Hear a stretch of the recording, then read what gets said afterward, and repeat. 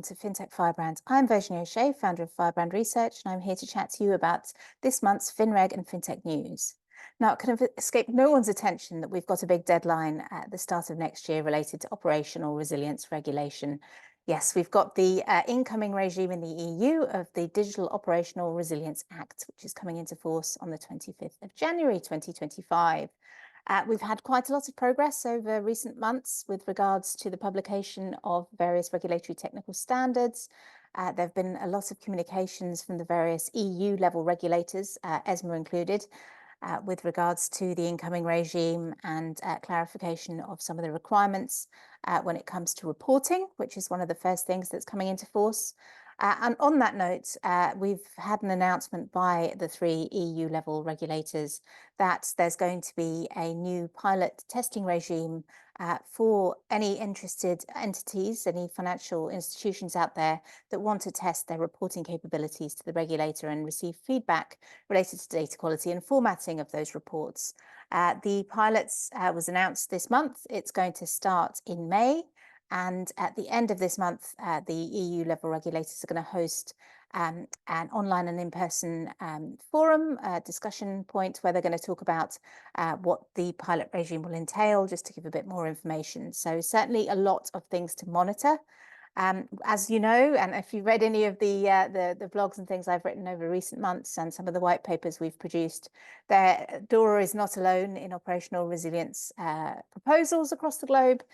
We've also seen in recent months some of the US banking regulators, the OCC included, talking about operational resilience. We've had some proposals at the end of last year by the CFTC on the derivatives side, and we've also had the SEC last year making proposals related to several proposals related to operational resilience.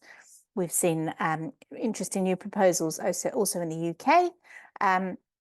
And we've seen in other jurisdictions across the globe, like South Africa, proposals. Canada has had some proposals.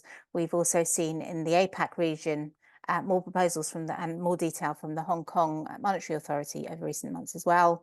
And as you know, if you're monitoring it in Australia and Singapore, there are also proposals for guidelines around operational resilience that came out a couple of years ago. So certainly a lot to monitor on the operational resilience front, and it will be interesting to see how much take-up there is with ESMA and EIOPA and the European banking authorities testing regime next month, see how much take-up there is within the industry to see if they can get some practice in. We're certainly not short of regulatory developments to monitor.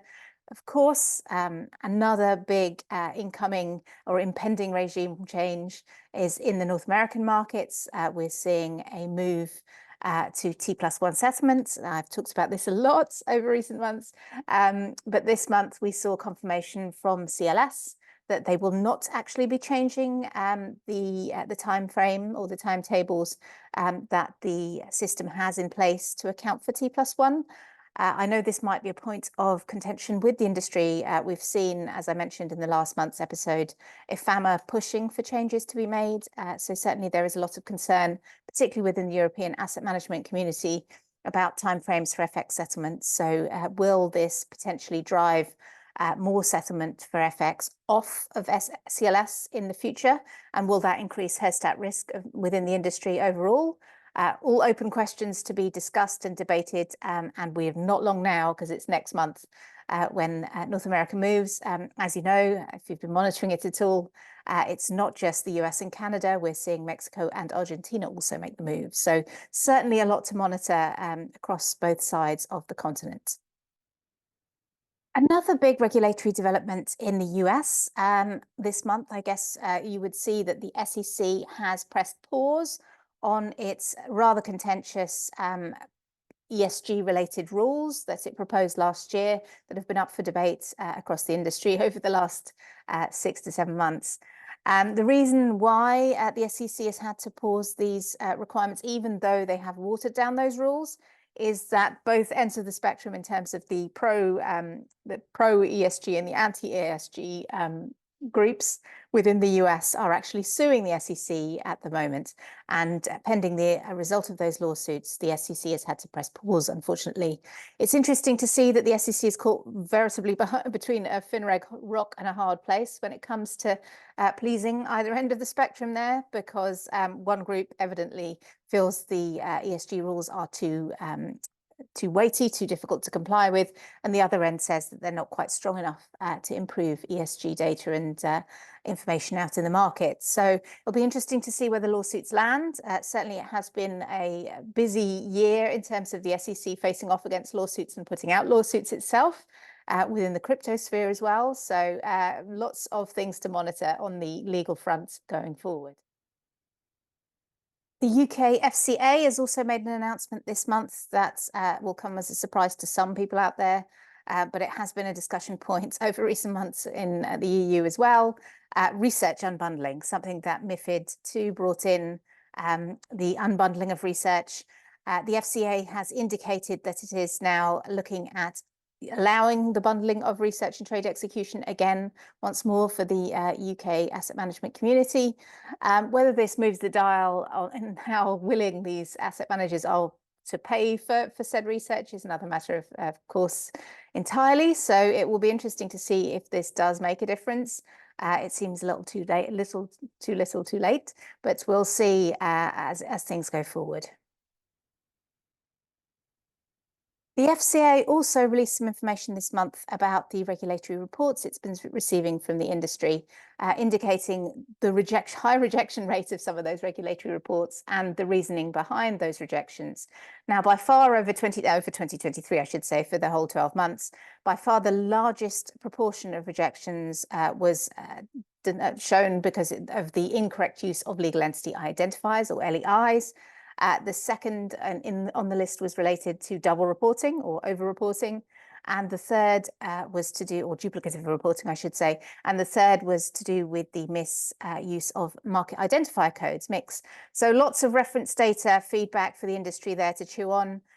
Certainly lots of different things that could be better adopted and managed, and formats that should be used for the reg reporting. Certainly, I expect there to be much more discussion with the industry about how to improve standards usage within this particular sphere going forward as well.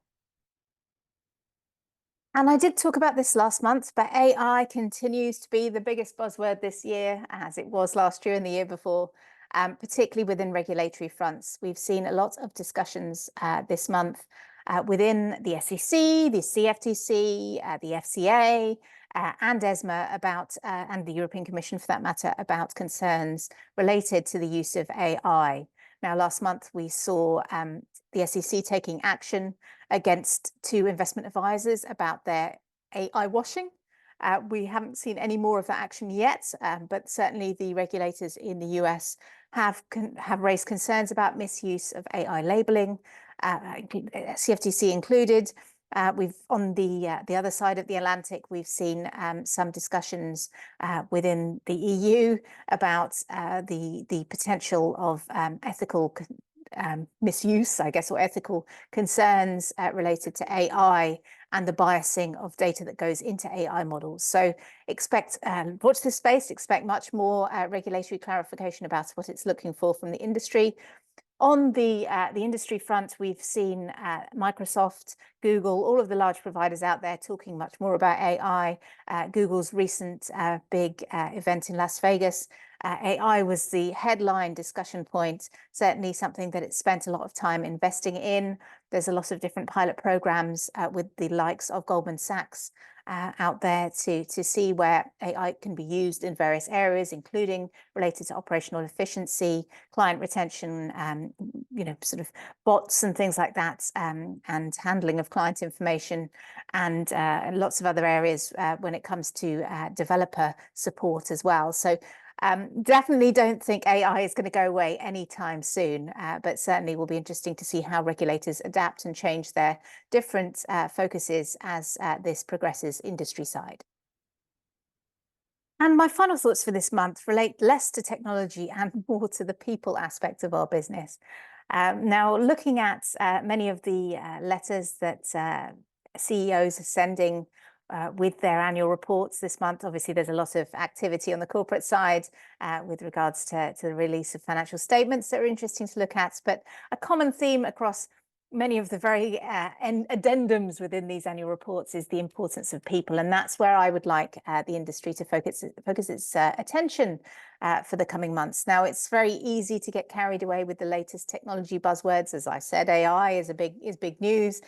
We're seeing continual discussion about CBDCs and blockchain technology in areas such as tokenization. But we should not take our eyes off the very important and very real support technologies that people use on a day-to-day basis, the more mundane side of things, and also listening to your staff, understanding where their pain points are on a day-to-day basis and making their lives better. Now, we do see in certain areas, particularly operations, a high churn rate. And addressing that is all about keeping people engaged in their careers, making sure that people are not doing sort of tasks that they find soul-destroyingly boring, which can be the case. We do want to see progress on the human front as well. So, and that has been the common theme, albeit not probably the biggest focus of a lot of these CEOs. There's a lot of discussion about technology first, but certainly I think as an industry, we do need to make sure that we understand we continue to be a people-based business. Despite the technology advances, it's going to be some time before the robots take over. If anything is, to go by from the discussions that we've seen related to AI and the restrictions that may be put on it. So I would compel everybody to think about maybe having much more outreach to your staff, listening to what they're saying when they talk to customers as well. So certainly my final thoughts relate to, please remember that we are a people business first.